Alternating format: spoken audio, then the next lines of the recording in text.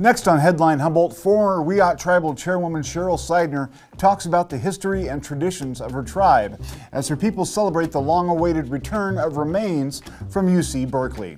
Also, with the county's single audit still outstanding after months of bureaucratic infighting, the State Department of Transportation freezes funds and puts necessary road projects at serious risk of failure. Coming up now on Headline Humboldt.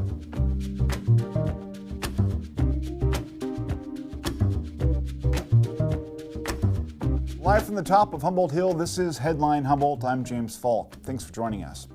It's not impossible, but these days it's becoming more and more difficult to find news stories that not only represent positive developments in our culture and country, but also quite readily qualify as a big deal.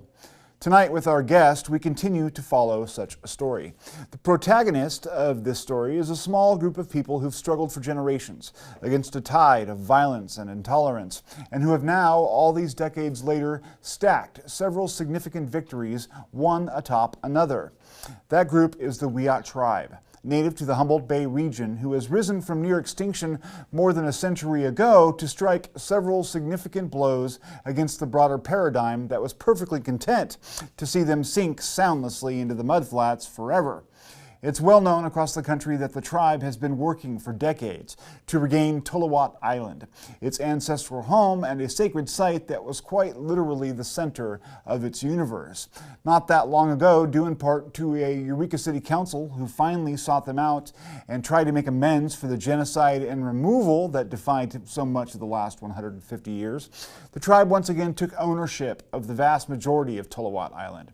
While the city is rightly praised for that decision, only the steadfast and quiet diligence of tribal members like Cheryl Seidner, Chairman Ted Hernandez, and others over decades harnessed enough social credit and moral momentum to make that happen. Well, this past week, another patient campaign by Wiyot tribal members for social justice achieved its ultimate goal. The remains of roughly 20 tribal members, folks killed during the Tolawat massacre in the 1860s, were finally released by UC Berkeley and will now be repatriated on tribal lands during a small and somber ceremony. Witnessing these victories achieved in the face of racism and at times outright hostility, well, it gives me hope. We've become addicted in this culture to immediate satisfaction, and we abhor any efforts that require diligence and fortitude. Yet as we struggle through an era of division and disease, and I say this almost every week, and we're at each other's throats and blind to everything but conflict, it's more important than ever to remember that persevering toward a worthy goal in the face of difficulty is a beautiful and sanctifying act that becomes its own reward. Whether the end goal is achieved seems almost irrelevant. The point is rather to demonstrate where one stands and what one believes when the easiest choices are all wrong. Tonight, former Wiyot tribal chairwoman Cheryl Seidner sat down with KEET to share her experience as a warrior for her cause and for her tribe. Cheryl, thanks for joining us on KEET Headline Humboldt tonight. The reason why I asked you to come onto the show is because of this repatriation of remains that has occurred due to the Native American Protection and Repatriation Act, I guess, is the operative legislation. But can you tell us a little bit about what's going on and why it's important to the tribe? We've been requesting the remains for probably a couple of decades now. I think we started way back in the 90s, but they said they were not finished. I don't know what you'd say they were doing. Studying, examining them. Okay. And so they kept them. And finally, after a couple of decades, they finally decided to give them back to us. Not out of the goodness of their heart, but the goodness of the Wiyot tribe continually asking, never forgetting about our ancestors. Our ancestors are sacred and they need to come home. Yeah. Unlike people across the United States, ancestors don't mean much, except for now that the Ancestry.com, people are getting on board trying to figure out where they're from and things. Yeah. And we always paid homage to our ancestors. Why is it important, do you think, as a community to honor the people who came before you? Yes. Why do you think why is it important to do that? Because they were the ones here first. They were the ones that went through all the things, the bad things, or they're the ones that learned how to do things, and now they passed it down to us, and we need to say thank you, because we wouldn't be here without them. Yeah. There are the shoulders that we stand on in order to be where we're at today. Yeah. So now these particular remains, if I'm not mistaken, are from the Indian island itself, right, or Tuluwat? As I understand, they're from Indian Island, and they were dug up. 1953. I'll tell you a story. Yeah, please. And it makes it really understandable. A relative of mine went to a funeral in Fortuna, must be 40 years ago now. And he was talking to a judge, a prominent judge at that time. And the gentleman said to the judge, he says, "Judge, I think I'm going to go back to that funeral later today, and I'm going to dig him back up, and I want that ring I saw on his hand." And the judge just about had a coronary. Mm-hmm. "You can't do that. That's against the law." He says, "But the white people have done it to my people for decades, for hundreds of years." Absolutely. So what's the difference? Yeah. I remember talking to... The judge didn't know what to say to him. Yeah. I remember hearing from historians around here that they were out there digging not that long ago, really. I mean, people have gone out there in the last, 20 or 30 years still digging for remains. Well, we bought the island, or that 1.5 acres in 2004, mm-hmm. and they were out digging probably a week after the papers were signed. Wow. So that's just in this millennia. Mm-hmm. So, I mean, what do you think of the, of the whole study of anthropology in terms of there are scientists who go out and they look at the remains and artifacts, but for you, it's a living culture. It's not something that is part of ancient history. It's part of your life and your legacy. Right. How do you think that we as a society should balance that? Is there any balance to be struck?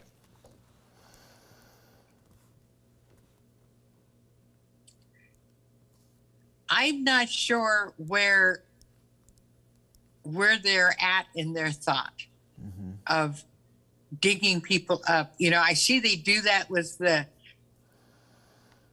mummies of Egypt and things like that, the Bog Man and the Kennewick Band. Mm-hmm.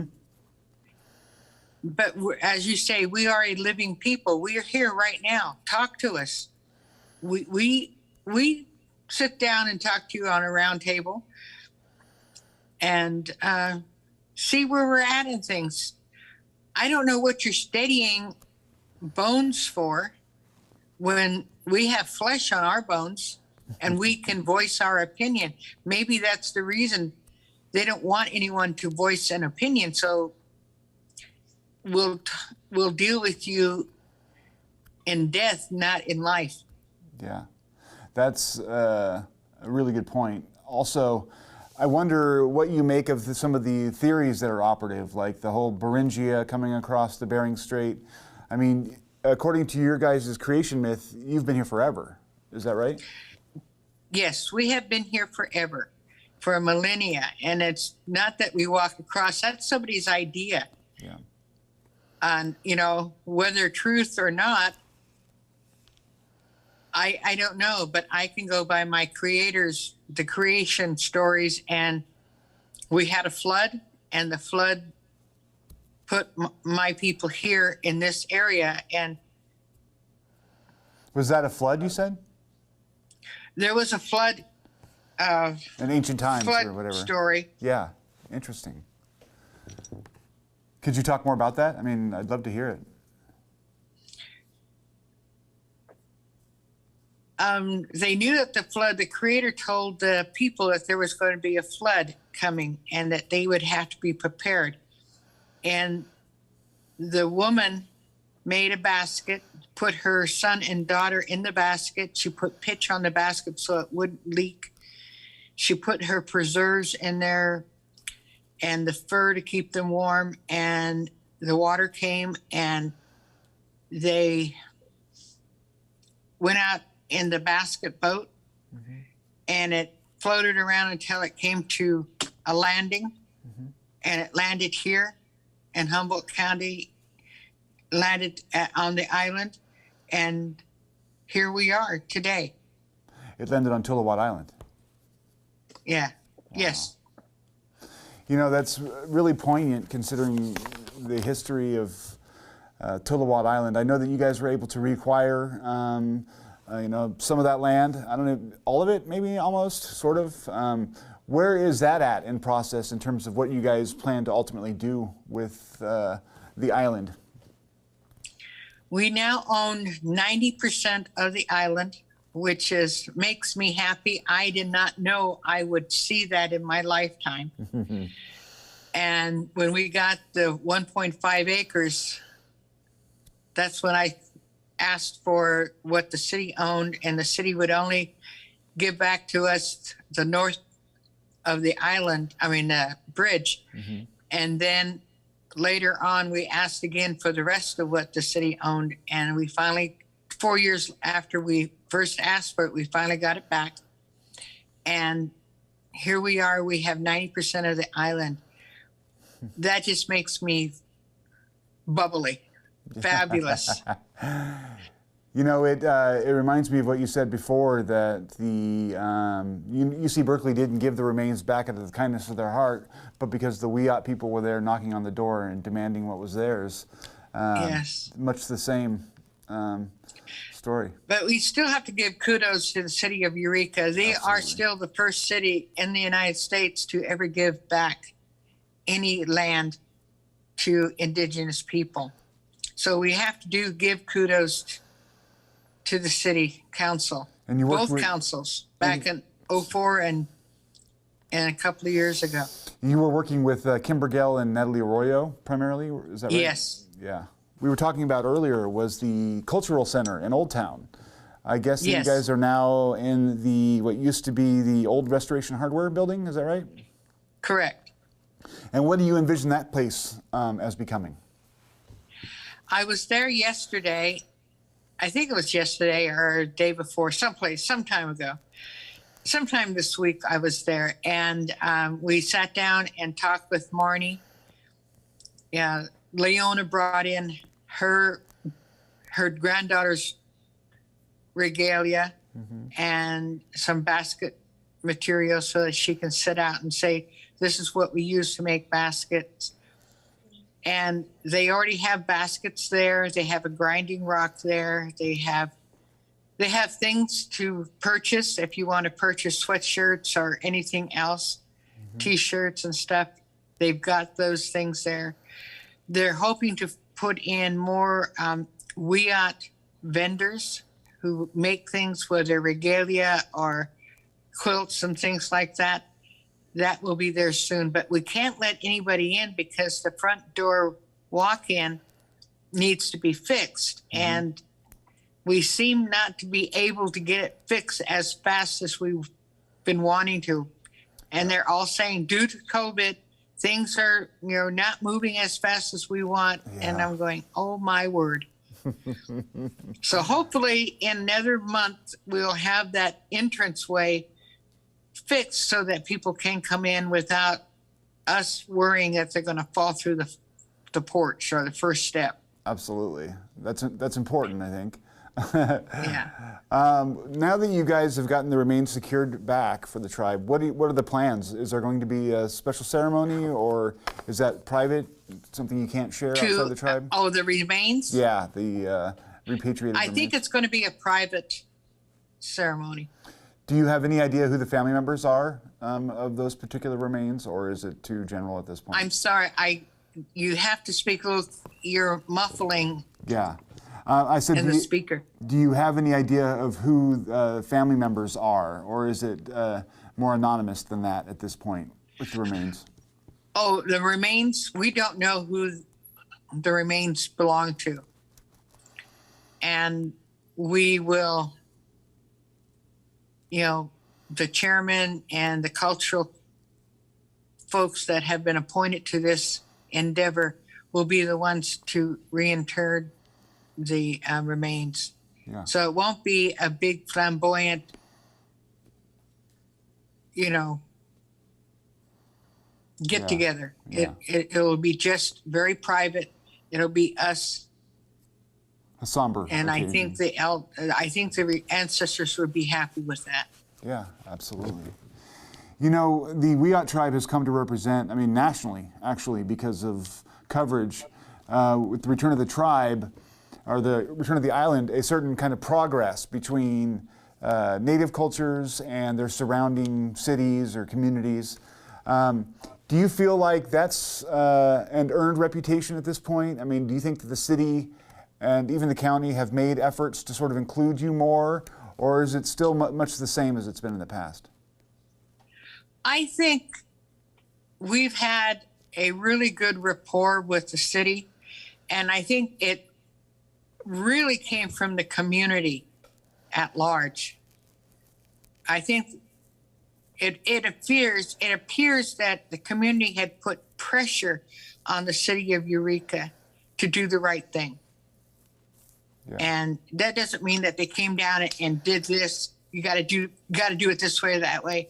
I think it was just that it's that community talk, and taking a citizen, a council person aside, say, you really need to do the right thing.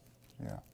And letters to the editor have been very poignant, and we're very grateful for all the people who have stood up to be counted and saying, City of Eureka, you need to do the right thing.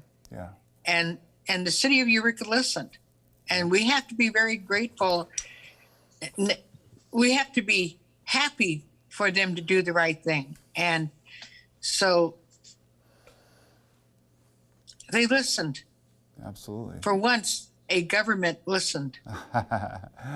What do you think would be a good natural relationship? How would the Wiyot tribe be better, plugged into the local governmental system to make sure its voice is heard? Do you think that there's a way that could happen, some sort of joint commission, or do you think along those lines? I believe if everybody would, this is just across the nation, if everyone would give ear to what's being said, listen to what's being said instead of jumping to conclusions. And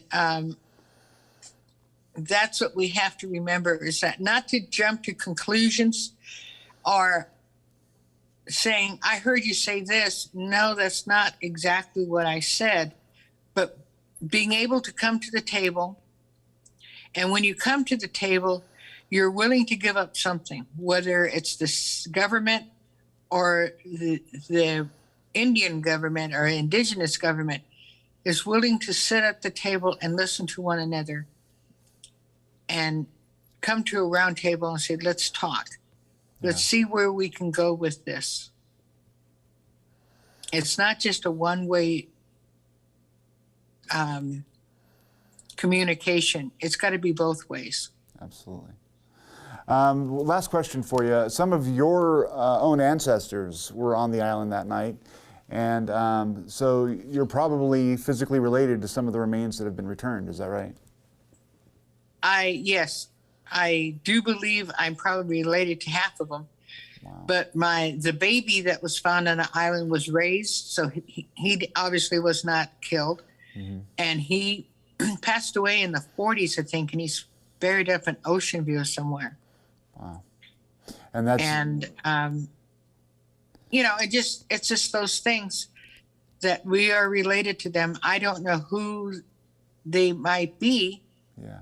But, I like the saying from the Plains area, we're all relations. all my relations, so we need to remember that we're all related, Indian and non-Indian. Excellent, Cheryl. Thank you so much for joining us tonight. You're welcome. We'll be right back after this short break.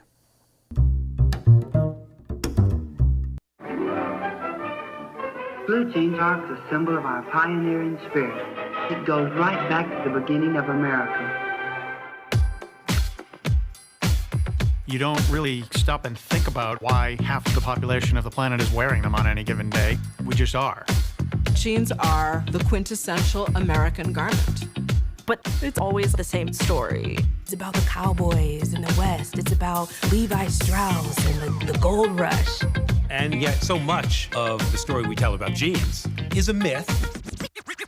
Like any other good product of America, we borrow all the best ideas from everywhere. Back in the 19th century, denim really dominated. Basically, any type of labor, you would have found people wearing denim. And then around World War II, denim was changing. It gave women the ability to move more freely and perhaps also to rethink their position in American society. According to public health officials, daily positive cases of COVID-19 have continued to fall below the peak of record high numbers in January. But health officials are also cautioning that community transmission of the virus remains high. So far in Humboldt County, 17,864 people have tested positive. The county also points out that more severe outcomes from COVID-19 are much more likely among unvaccinated individuals. Between May 30th, 2021 and January 23rd, 2022, 17 fully vaccinated Humboldt County residents died from COVID-19. The average age was 79. During that same period, 52 deaths of unvaccinated residents were reported. The average age of those deaths was 67. The latest California effort to establish a universal single-payer health care system failed this past week without even a vote in the state legislature, according to the online political magazine Cal Matters. Assembly Bill 1400 was just the latest attempt by the state Democratic Party to deliver on a longtime priority to get private insurers and profit margins out of health care. The bill introduced last year, but it stalled without receiving a single hearing. As a result, the legislation would have had to pass the entire assembly by Monday in order to continue in the process. Assemblyman Ash Kalra of San Jose explained later that he decided not to bring the measure up for a vote because the votes weren't there. It would have gone down in flames. Such a failure would have ultimately hurt the cause, he told supporters. While broadly popular, the legislation has faced strident opposition from the California Chamber of Commerce, which represents business interests in the state, and they labeled AB 1400 a job killer. Its lobbying campaign was joined by dozens of industry groups and several associations representing doctors and hospitals. Supporters say they will continue their efforts until a fair and just healthcare system is achieved for California. Humboldt County Public Works Director Thomas Mattson is raising alarms this week after a long overdue county audit finally resulted in the state dishing out harsh consequences by freezing important road funds. Over the last several months, County Auditor Karen Paz Dominguez has faced a firestorm of criticism for allegedly taking too long with county financial paperwork and for not communicating with other county departments. The audit, which is more than a year overdue, will likely be completed by March 31st, Mattson said. So basically, the county is way behind on submitting its single audit to the state. The single audit is required for a number of financial issues, including funding. And so the state has put us on notice that through Caltrans, one of our funding agencies, they are going to put a hold on funding any new projects at this time until those audits are submitted. So currently, Public Works has a $269,000 maintenance project that we've just been notified has been flagged and put on hold. We won't be able to access those funds until after the audits are approved by the state. At this time, I believe we're due to submit them on the 31st of March. There's a major concern if they don't get done because the funding comes in on a regular basis. It's not just at any given time. In April, we have upcoming grant submissions that are due for the Highway Safety Improvement Program, and active transportation program will be out. We've got the whole new federal infrastructure bill that we could certainly use the additional bridge money, et cetera. So we are very concerned that if we're not going to be allowed to access these funds, or they're going to be held for a significant amount of times, that they'll bypass the county and go to other agencies who can put the money on the road. So it's very concerning to my department. $269,000 out of a multi-million-dollar budget may not sound like a lot, but that actually does a lot in our roads. Fills potholes, replaces culverts. So I am very, very concerned that we get these audits done in time and they get in a timely manner so that we can, the vast majority of my funding comes through the state. Caltrans is the first agency to put their thumb down, basically. But I get, funding through Cal OES, Cal Fire, a number of different state agencies that we apply for funding through. And I can only imagine that it'll not be very long before we get similar letters from all of our different funding agencies until this is resolved. This funding is extremely important, and it's not just my department that's going to be affected. I'm just a harbinger. I was the first one to get notified about the road report, and they were going to hold our gas tax until we got that done, and that we were able to get that done. Now we just need to pull together as a county team and get the audit done. 2 new candidates have joined the upcoming campaign for seats on the Humboldt County Board of Supervisors. Area Realtor Larry Doss has announced his intention to seek the 5th District seat currently held by Steve Madrone. Madrone has yet to announce whether he will seek re-election. Doss is currently a harbor commissioner representing the 1st District south of Eureka. He says he owns property in Oric as well and plans to move there shortly, thus qualifying him for the 5th District race. Meanwhile, the race for 4th District is getting more and more crowded. In addition to Kim Burgell and Natalie Arroyo, who have both announced their candidacies, Mike Newman has also joined the fray. Newman, a former city councilman, currently serves as a Humboldt County Planning Commissioner. For 15 years, he owned his own insurance business and now works at George Peterson Insurance. Newman is scheduled to be on Headline Humboldt in the next coming few weeks, and will reach out to the Doss campaign soon. That is all our time for this evening. Thanks for joining us and for being engaged. Stay tuned, stay informed.